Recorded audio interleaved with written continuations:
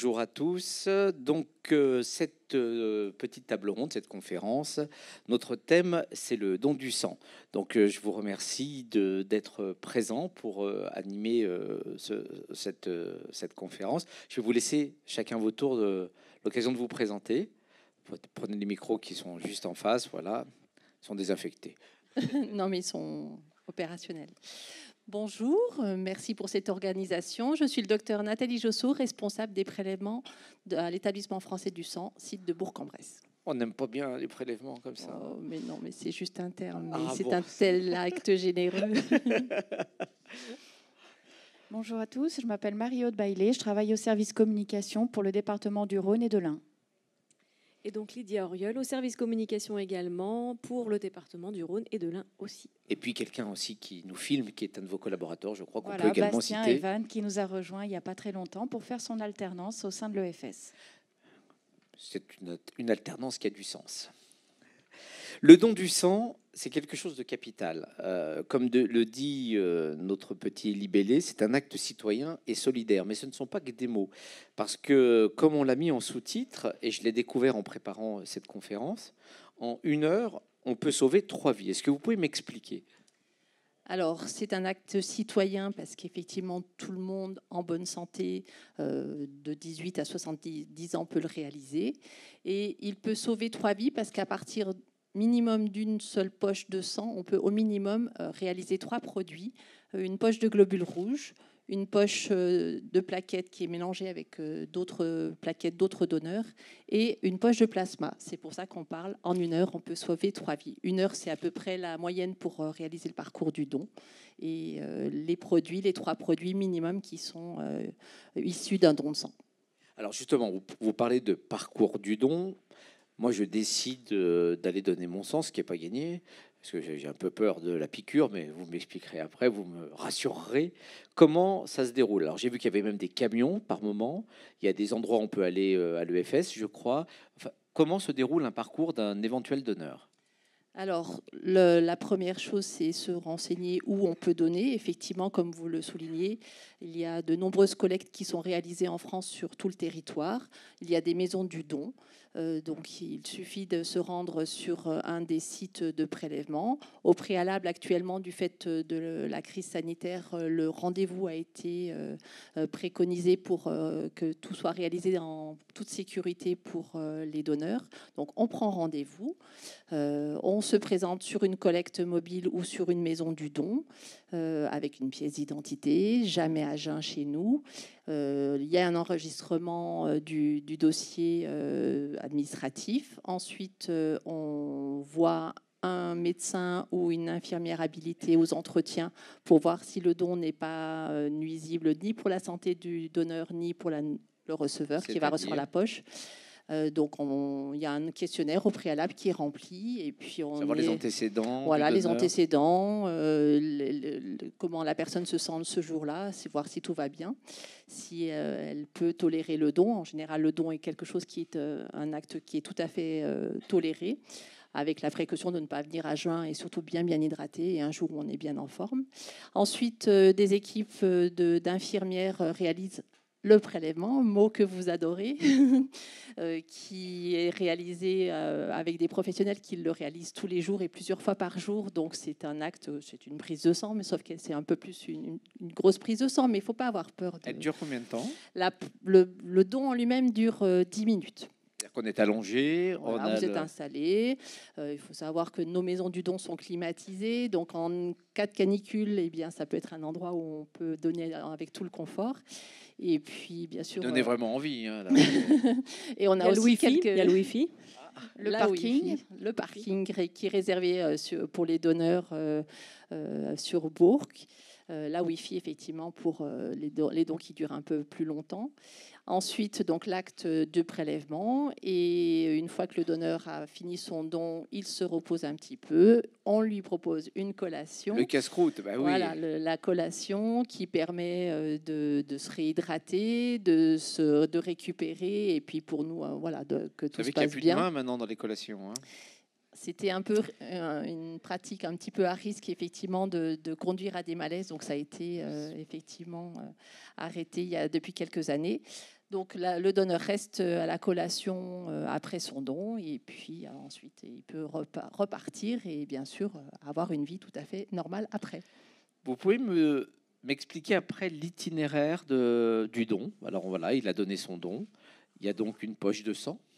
Tout à fait. Donc il y a aussi des tubes qui sont prélevés pour des analyses complémentaires qui s'appelle la qualification biologique du don, où sont réalisés un certain nombre d'analyses, la numération pour voir les globules, les plaquettes, les sérologies sur le sida, hépatite B, hépatite C, HTLV, le groupe sanguin bien sûr, et puis ces tubes donc, partent dans la région sur Métessy, à côté d'Annecy. Et les poches suivent un autre parcours, partent à un service de préparation où là, justement, sont séparés les différents éléments du sang. Je crois qu'on a un témoignage sur une vidéo d'un donneur de sang. Ah.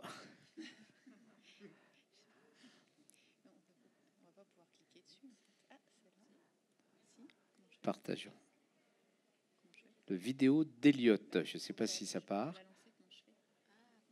On a besoin peut-être du technicien pour lancer la vidéo. Il faut cliquer sur le lien s'il y a quelqu'un. Non, c'est pas possible. Non, pas possible. Bon, bah alors. C'est un lien internet. Donc je crois qu'on va improviser. On va faire un parcours. On va amener une aiguille que vous aimez tant. Oui. Je suspecte Eliott d'être très favorable à tout ça. Donc, ce parcours, qu'est-ce qu'il y avait après? J'ai vu les slides. Alors, en fait, les slides expliquaient qui était l'établissement français du sang, nos missions. Eh bien, on va présenter l'établissement français du sang. Si on peut avancer les premiers slides. Marche plus la télécommande. Bah oui. Marche plus la télécommande. Ah. Voilà. Allez, super. Donc l'établissement français du sang, c'est l'opérateur unique de la transfusion. On est sous tutelle du ministère de la Santé et nos missions sont d'assurer justement l'autosuffisance en produits sanguins sur l'ensemble du territoire. Donc chaque région, chaque ville, chaque village prélève des poches de sang en vue de contribuer à l'autosuffisance nationale. Actuellement, je pense que vous entendez beaucoup d'appels aux dons. Il y a effectivement un stock national qui est historiquement bas, qui devient inquiétant. Le stock de confort est 100 000 poches, alors qu'on a actuellement 77 000 poches. On sait que l'été est toujours difficile, mais là, depuis le début de la crise sanitaire, depuis 18 mois, les collectes ne peuvent pas se dérouler dans les mêmes conditions qu'habituellement, avec beaucoup de collectes qui ne peuvent pas se réaliser, en particulier en milieu de l'entreprise ou en milieu université scolaire, ce qui a énormément gêné l'approvisionnement en produits sanguins. Et puis, il y a aussi quelques donneurs qui peut-être hésitent encore à se présenter sur nos lieux de collecte.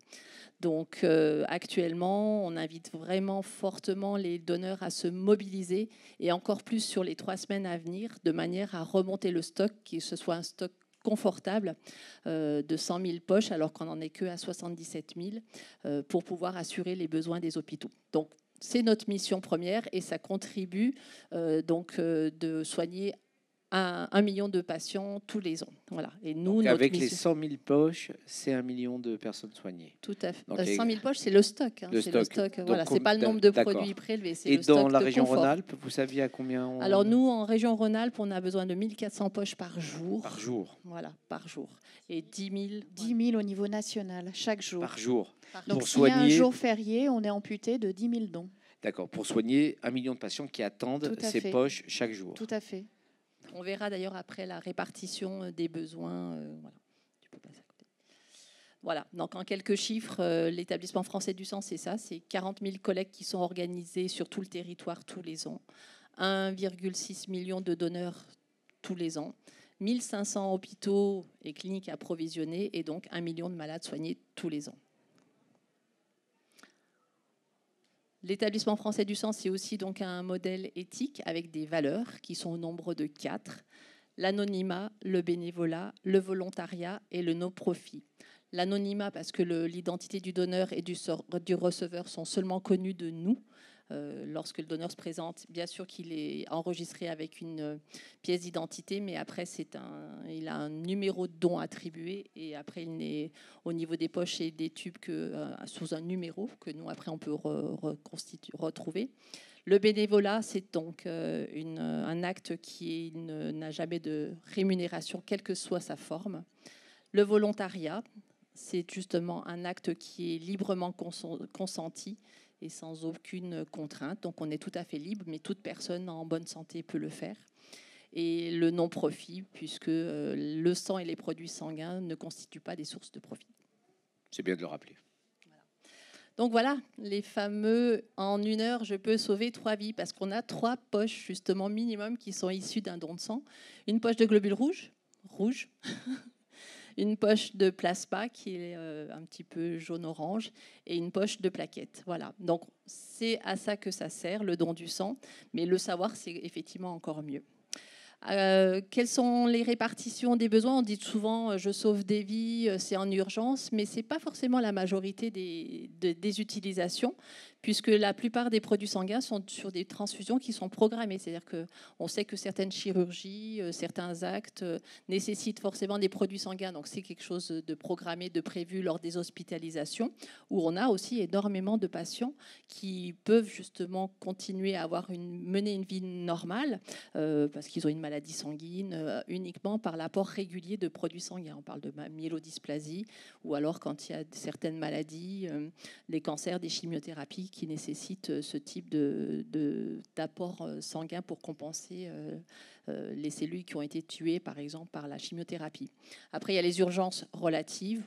Bon, ça, c'est un peu ce qui est justement non programmé et pas prévu. Et les vraies urgences vitales, finalement, ce n'est pas la majorité d'utilisation des produits sanguins. Effectivement, ça peut être rapide et avec des gros besoins brutaux quand il y a un accident, une grosse hémorragie, mais ce n'est pas forcément la majorité. Donc, la plupart de nos malades, patients ont besoin de besoins, mais c'est des choses qui sont régulières pour eux.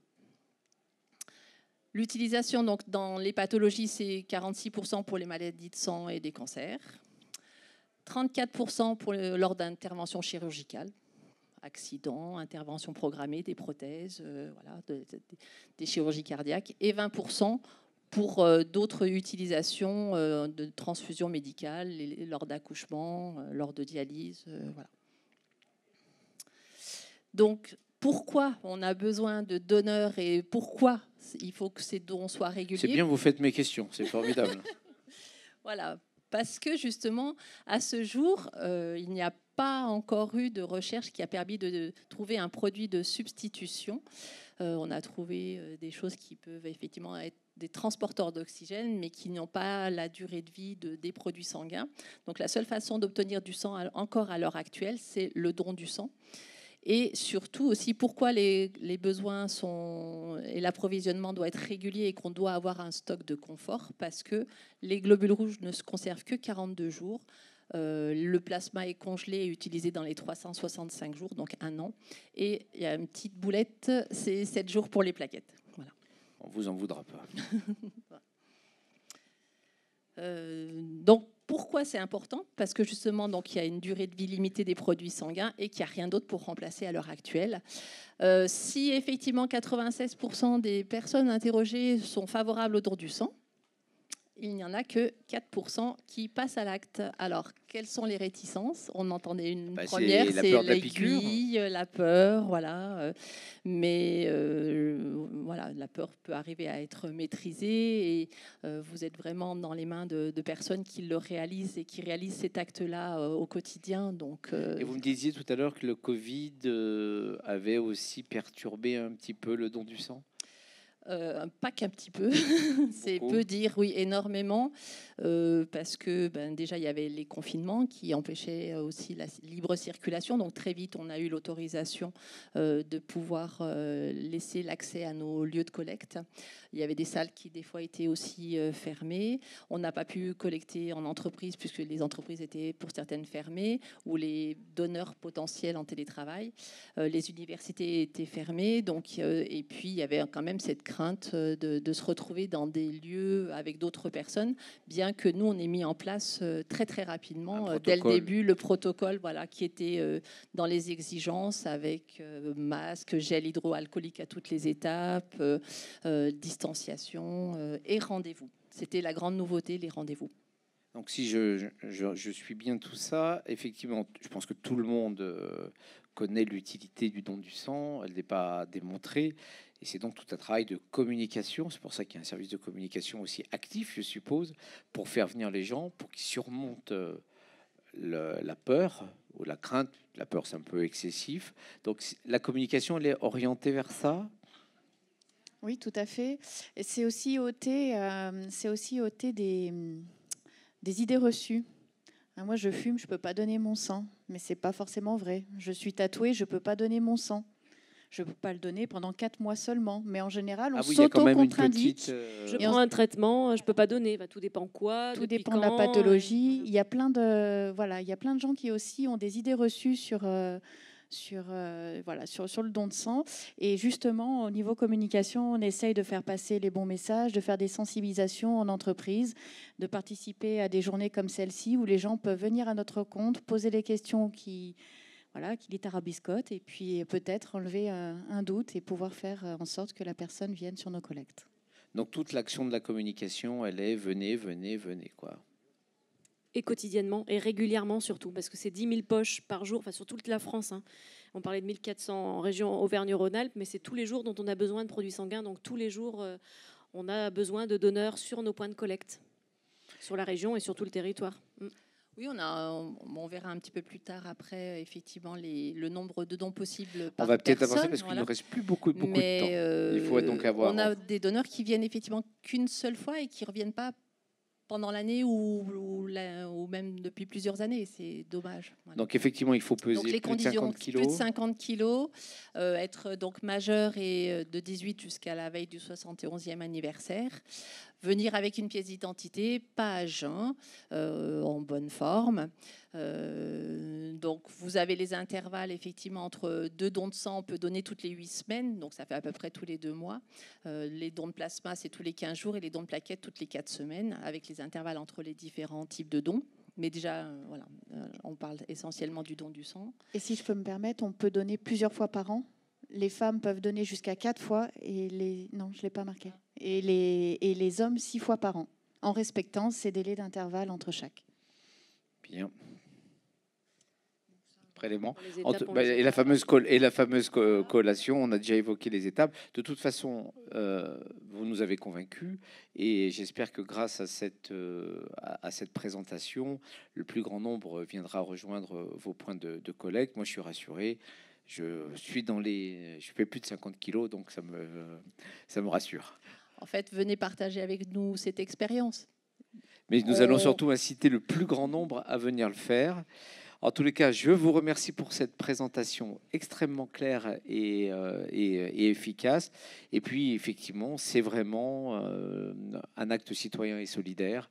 Et surtout, moi, je crois que ce dont je retiendrai, c'est ce que vous m'avez compris, c'est qu'en 1 heure, on peut sauver 3 vies. Et ça, c'est le plus important. Je vous remercie. C'est un acte qui est facile, effectivement, et solidaire. Et il y a d'autres actes aussi qui sont merveilleux, comme le don d'organes, de cellules moelle osseuse. Et voilà. Merci beaucoup. À vous. Merci beaucoup, en tout cas.